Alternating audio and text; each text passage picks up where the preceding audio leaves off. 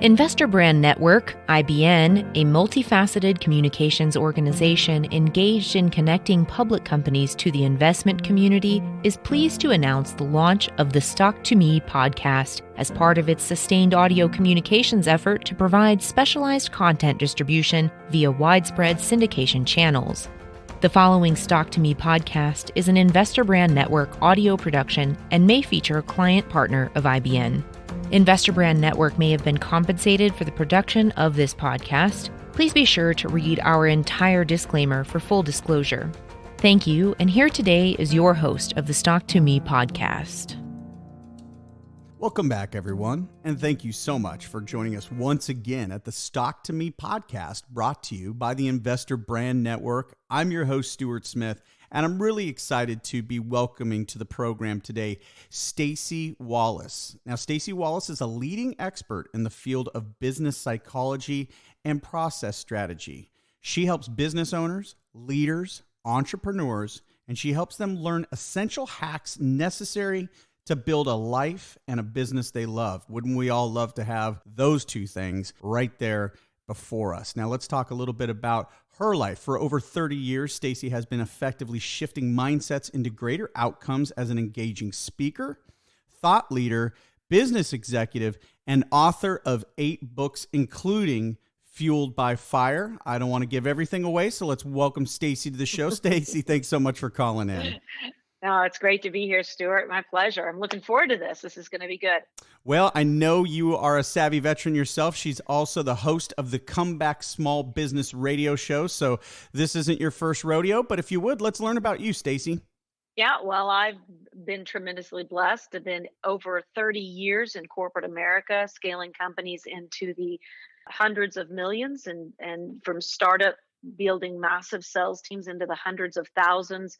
So I know on a podcast, it's great to put that sizzle up front so people know who the experts are that are coming onto your show. But really what I believe makes my life great is that I've learned how to build a highly profitable engine for companies and for other brands. I help them build a growth hack, look into what I call the sweet spot. It's an audit that we do on companies, strengths, weaknesses, energy flow, execution, and time blocking, which is a little different than a SWOT analysis, because we really look into the culture and the energy of a company, and doing that not only on a corporate level, but also on a level with micropreneurs, CEOs, people who have got, their CEO of their kingdom side hustle, being able to help them move from one to one, maybe to one to many, moving bigger ticket items through their company and expanding even through COVID and even through pandemic.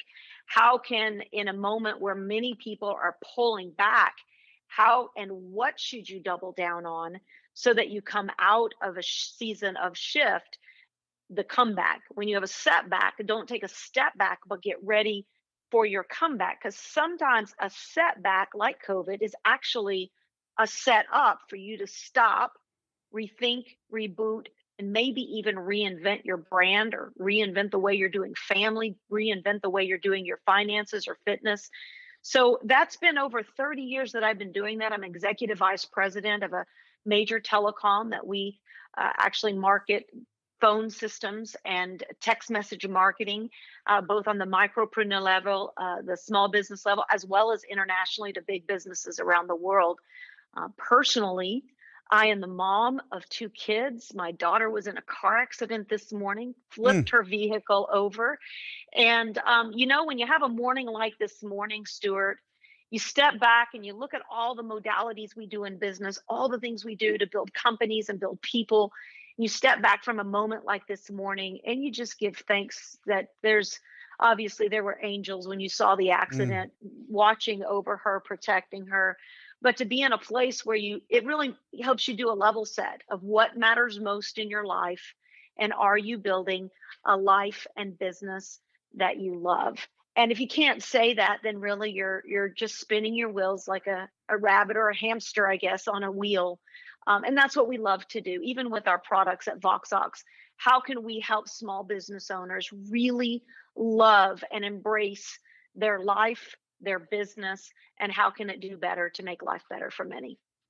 Well, first and foremost, amen to what you said, and I hope your daughter is doing well. And She walked away without oh, a scratch. So did the other driver, T-boned her. Both of them, thank God, walked away.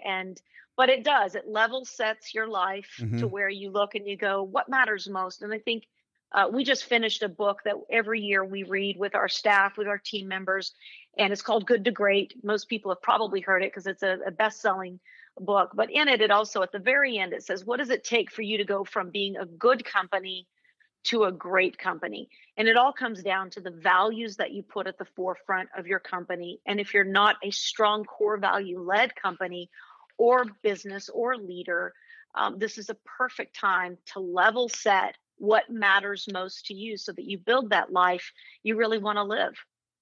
Well, you brought up your daughter. I wasn't going to go here yet, but I'm the daddy to two young girls, and I'm reading about you. I learned about your nonprofit. So let's jump there now, though, since we're talking about our kids. And I know you have a son and a daughter, but being a dad of daughters, I'm one of four boys, so I didn't have any sisters. This is a unique world for me, and you're right, though. I consider them my greatest joy and blessing. Success has been wonderful in business, but nothing can really touch being a father. And women, I worry. I'm just a dad. That's what I do. So tell me a little bit about M Women, which is short for Empowering Women. Talk to us a little bit about this nonprofit. Yeah, M Women is just such a joy. I always say I'm 49% boss lady and 51% missionary. I was the granddaughter of a missionary that had a Bible college and sent missionaries all over the world. And my dad was a preacher. So I can't get away, even in my seasons of running away from that calling. It's just in me innately that whatever we do, corporately in every company that I work with, there's always a brand agreement that I have before coming onto a company, is that we're not going to just sell widgets or gadgets. We're not just going to be a distribution channel, but we really are going to hold the value of giving back, expanding by improving humanity, by improving lives around us. And so our brand promise at our company, VoxOx, is making life better for many. In women, I've had that for a number of years, and that's where we rescue and restore and redeem women and girls who've gone through abuse, been homeless, gone through trafficking, molestation, just some of life's most devastating setbacks. And we are tremendously blessed to watch both through the partnerships that we have, the programs. We've got a program called E4, Educate, Equip. Embrace, Educate, Equip, and Empower. That no matter how a woman or girl comes to us, we bring them, we love them right where they are. But the goal is to help them reset their life, get them the job skills that they need, the interview training, get them positioned in jobs where they're making more money than they've ever made before, teach them how to buy a car with cash, teach them how to get off of a lot of times that comes with a poverty mentality. And so, how you grew up, or maybe what your surroundings were, often dictate if you're in a cycle of debt, of depression. We love being able to pull women and girls out of that and get them set so that they can become great contributors and influencers in the marketplace. And that's also what's behind the book and the movement Fueled by Fire. Is I really believe that 2021, while I am not a feminist that believes in all power to the women, although I am a very strong, powerful businesswoman, I just believe in the power of the chessboard, and in the power of the chessboard. My son plays chess, so he's very, very, very good chess player. And I've learned a lot by watching him play. And one of the things I learned is that the queen is the most powerful player on the chessboard because she has great mobility to move forwards, backwards, right, left. And there's something in business where a lot of women think that in order to be powerful, you've got to be better than another player, but it's really not being better than, it's knowing what you're there for. And as multitaskers, women are able to handle a lot of projects at one time, but really knowing why you do it. And on the chessboard, a woman does it to protect the king and the kingdom. All of us, 70+% of all women, hold at least one, often two jobs right now. And so questioning whether or not there's an uprising of women in the marketplace, it's not are they, it's what are they doing, and how can we as companies embrace this movement, and then give place to it. So Empowering Women is a wonderful program where we want to help women get set into those positions where they've come, whether they've come through trauma or whether they've just gone through depression and they just haven't found their purpose or their why yet. Getting them locked and loaded so that they can become better contributors to humanity. Well, kudos to you for that work. The world needs more Stacy Wallaces around there helping out women, and I appreciate that for sure. Well, let's get into it because this is a parallel path for you. I mean, you talked about improving the world we live in. You're also improving the mindsets and outlook of business leaders. You're improving the lives of these young women who have not gotten what I would call a fair shake out of life. Life can be cruel, and some of us have had very difficult paths, but having somebody like yourself insert yourself into their life and say there is another opportunity for you, again, kudos to you. But let's talk a little bit about then how these two things work together, because again, we're talking about a person who wants to improve processes. You want to make things better, whether it's a human or a job process. Talk to me a little bit about, as the consultant side of you, I know you're now, as you mentioned, inside, you're an executive in your own telecom company, but when you are speaking and when you are working as a consultant, what do you really do when you come on board with someone? How do you shape a process for them? Well, I have some very distinct methods and strategies that we implement. I believe that methods are many, principles are few. Methods shift and change. Many people have just changed their methodologies due to COVID, but principles never do. So I always start with number one, doing an audit on that individual, on that company, on that executive. It always comes down to, can you show me how to make more money? Or can you help us growth hack our business? And in some companies, it's that simple. But usually there's so many contributors to the outcomes or the level of growth in a company.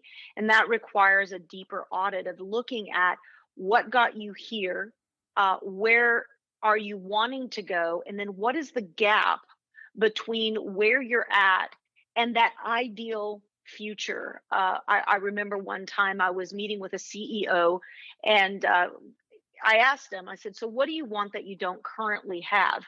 And naturally, when we're in a business setting like that and we're talking numbers and we're talking scale and we're talking growth of company, they go to, well, I want this company to be an XYZ level company, like a 9-figure company. This is our year to go 9 figures. And again, I stop and I say, well, let's just step back. Since you're the CEO of the company, let me ask the question again, and let me put some emphasis. What do you want that you don't currently have? And let's hypothetically say your business isn't included. And suddenly he opened up and he began to say, honestly, my wife's an alcoholic and I'm losing her. And I said, okay, does that affect your company? He said, every day. And I said, so let's go back, because I'm not in the room with your staff right now. I'm in the room with you. So what if you're the lid of the company and you don't think it impacts the modalities of everything around? You don't think it affects the energy flow. You don't think people know maybe. But if we fixed that one thing and your company stayed where it's at, would you be a happier man? He said, absolutely. I said, now, what if we could do both that and we could begin to growth hack and find out where you're bleeding inside the company, what we need to tweak in order to get the flywheel going in the right direction? What if you had both? He said, that's bliss. So it's interesting because every time we talk in these strategy sessions, or I go to these events or online events now, and you hear about expansion and humanity and growth, implementation of strategies like in our company, we've implemented through COVID, the happiness quotient. So that we don't show up on meetings and just talk KPIs and OKRs and data and what our product roadmap is, but we talk people. Because at the end of the day, I traveled for 12 years with Zig Ziglar. We shared the stage at a lot of big events. And Zig Ziglar always said, we don't build businesses. We build people. And people build businesses. The innovation, the creativity, the roadmaps, they're created by humans who have a soul and who have life traumas that are going on. And if we can truly create a place where we create a culture of innovation, a culture of celebration, where people are celebrated and not just tolerated, we create an ecosystem that expands instead of sucks the life out of people. So we implemented something called the Happiness Quotient. So every meeting that we do, whether it's an all y'all, a stand up, an executive meeting, we start the first 15 minutes with, let's just go around the room. Tell us one thing that you're happy about today. Obviously, today mine was that my daughter walked away from that accident. Sometimes it's that, which kind of, stops everybody because that was a big one. But sometimes it's, I'm really happy that my watermelon is growing. We've heard people talk about the fact that they got their water fountain outside fixed. But just having real human engagement inside of brilliant growth companies is essentially a great way to get that flywheel moving, because people actually like, love, and trust the environment that they work in. Those are great points, and we're really preaching to the choir on this one. I went through the Human Element course. I'm not sure. This is around the time of computers being introduced to the United States and Japan, and they couldn't understand exactly why Japan bonded with these PCs and massive mainframe computers, but Americans really were more reluctant, and it was the human element. They forgot to understand that just because a computer, it's almost like AI today. AI is a wonderful, wonderful thing, and it's making so much data digested so quickly. But if you take the human element out of it, if you take the human from it, and you don't see how the human is that stimuli and how it reacts to it, then all of a sudden it's all lost. Mm-hmm. Yeah, it's interesting because we're moving heavily into AI. We're 5G enabled. Everything that we do is in communications, telecom. And ultimately, we give small businesses a big voice by giving them the ability. You think about that landscaper that no longer has to use his cell phone for his business. He can actually press 1 if you want to speak to the owners, press 2 if you want to book your lawn appointment, press 3 if you've got a question. Usually they're having to do all that on their cell phone. So we give a big voice to small businesses. And the other thing that we do is we create communications that actually help them pivot away from just using emails, which only get a 20% open rate, into actually being able to use text message marketing, which gets a 98% open rate. Well, all of that is data. All of that requires gathering of information, watching the behaviors of texts, how they flow out. So we're even as a company making that shift into more of the AI automation, data, analytics, empirical data. How can we utilize this? But this has to be the filter. How do we utilize this data to make life better for many? And if you don't have a brand promise, I know with IBN, there's so many ways that you guys are reaching out and being able to create advertising campaigns, awareness campaigns, brand awareness, being able to help with social media, digital marketing, SEO, SEM. But at the end of the day, none of that matters if we're not making life better for people. And one of the things I love is when great thought leaders come together and we look at our innovation, we look at artificial intelligence, we look at phone systems, and we realize, again, going back to that avatar of maybe Maria, who has a taco truck. This is a real person for us. And actually, at the end of her husband recently passed away. She's got 4 kids. How do we help her communicate with her customers, knowing that lockdown could be happening at any time? If she gets locked down and she can't sell, she better have something that she can connect with her customers. Mm-hmm. And that's where AI comes in. That's where text message marketing comes in, because it helps real people put food on the table. And the more we can have a human brand, the more we will help essentially expand the awareness of our products and reach more people. Well, listeners, once again, we're speaking with Stacy Wallace, truly a Renaissance woman. As I read through her bio, not only everything we've talked about so far, but also a black belt in mixed martial arts. I love that because my 15-year-old is a black belt in Taekwondo. So Daddy's very proud of that one. You are a singer and a recording artist. I am a singer and a recording artist. This is great stuff. You and I have so much in common. I actually still do. I'm a worship leader at my church, so I'm still on stage doing that as well. So, but man, it's just been so fun to talk to you. So Stacy, as we look at this year wrapping up, and what a year it's been, as we all know, calling it unique would be an understatement, but we see on the horizon with the vaccine being introduced, obviously, as you said, maybe we've had a little bit of a setback, but we're ready for our comeback coming around the corner. What's next for you in 2021? And maybe do you see an outlook or a general prevailing guidance that you can give us as we look forward to yet again another new normal, and hopefully it's like our old normal? Yeah, I live by it's actually a scripture, but a principle that all things, even the seemingly worst things, work together for good to them that really have this confidence that there's a bigger plan. I call it loving God, being called according to a bigger purpose, a bigger vision.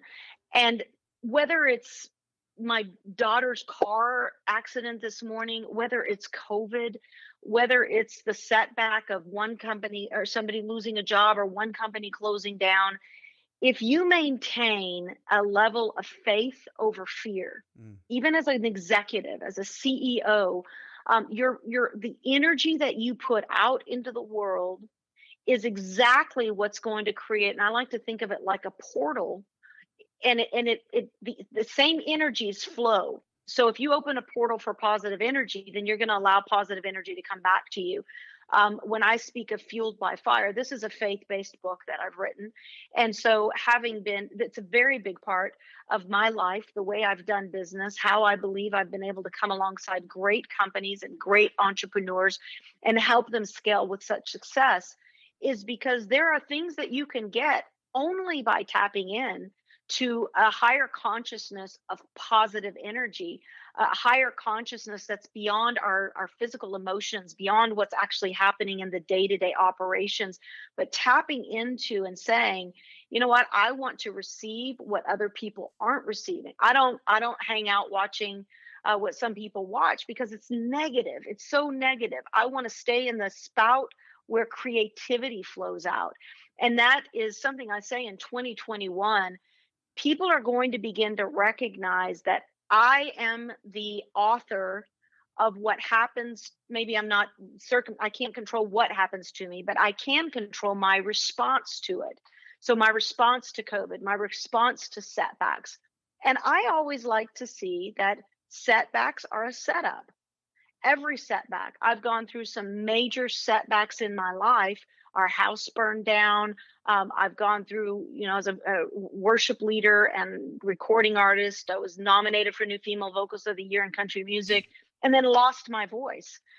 That setback, I thought I was going to sing for the rest of my life, but it was a setup to pivot me into corporate America, where I now use my voice on a different type of stage, but to communicate in a different way. I might pull out a song every now and then if I think it really is going to create impact, but it's the same lungs. It's just a different modality of use of the same vocal cords that I once had. So setbacks can be a setup. And that's what I would say in 2021. There's never been a better time for you to look around you.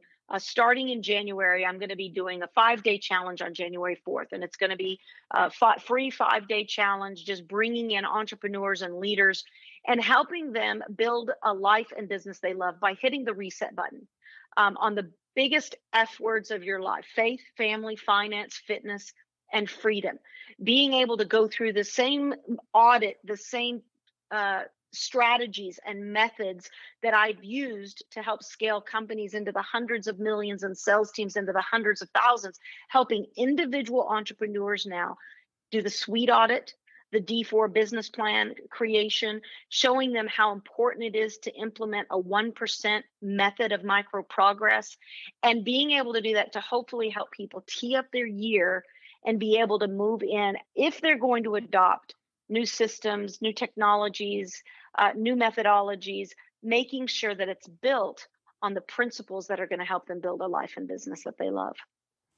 Well, listeners, I want you to do something. I want you to go to Amazon.com and I want you to buy Fueled by Fire. I just did it. It's going to be an awesome Christmas gift for my wife. She's been a stay-at-home mom for about 15 years, jumped back into work. And what did she become? She felt called by God to work as a 911 operator. So she answers 911 calls and prays for each one of those people. And it's been a huge blessing for her and our family, and I know my daughters look up to her.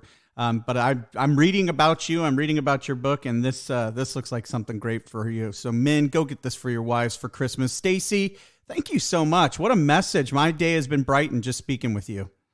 Excellent. Well, likewise, Stuart, and I look forward to supporting what you guys are doing, and hopefully love to have you come over on to the Comeback Radio Show. So we're always looking for great thought leaders and CEOs that have a positive message to contribute. So I look forward to spinning this around for sure. Absolutely. I'll do it anytime. Just reach out. Go learn more about Staci at stacywallace.com. Of course, all these links will be right under this player. For Stacy Wallace, this is Stuart Smith saying thanks so much for listening to the Stock2Me podcast, and please stay tuned for our next episode. The following Stock2Me podcast was an Investor Brand Network audio production.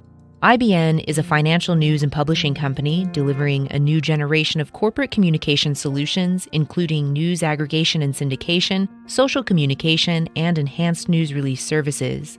Investor Brand Network may receive payments for corporate communications relations, as well as various press releases and social media solutions provided to its clients. IBN holds no shares of any company named on the IBN sites, brands, and/or podcasts. To be clear, all officers, directors, and independent contractors of Investor Brand Network hold zero positions in and do not trade or intend to trade the securities for their own accounts. This interview is not an offer or recommendation to buy or sell securities.